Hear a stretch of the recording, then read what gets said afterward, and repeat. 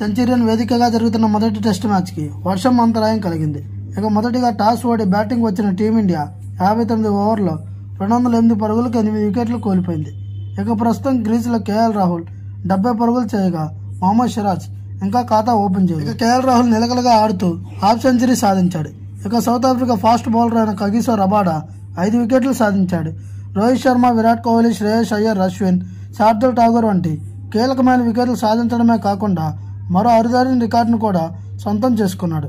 అంతర్జాతీయ south Africa తరపున 500 వికెట్లు సాధించాడు. ఈ ఘనత సాధించిన లిస్టులో కగిసో రబాడా 5వ స్థానంలో నిలిచాడు. ఇక ముందుగా టాస్ ఓడి ముందుగా బ్యాటింగ్ వచ్చిన ఓపెనర్ల నుంచి మంచి ఆరంభం రాణించలేకపోయారు. ఇక టీమిండియా 23 పరుగులకే 3 వికెట్లు కోల్పోయింది. ఇందులో రోహిత్ శర్మ 5, శుభం గిల్ 2, యశస్వి జైస్వాల్ 17 పరుగులు సాధించారు.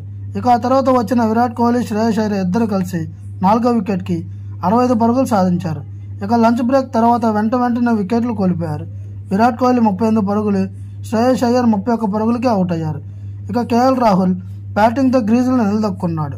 ఇక శార్దుల్ ఠాగూర్ 24 పరుగులు చేసి అవుట్ అయ్యాడు. ఇక మొత్తంగా టీమిండియా 208 పరుగులకు 8 వికెట్లు కోల్పోయింది. 59వ ఓవర్ తర్వాత వర్షం రావడంతో మ్యాచ్ను అక్కడితో ఆపేశారు ఎంపైర్లు. ఈ వీడియో కనుక మీకు నచ్చినట్లయితే please like, share and subscribe.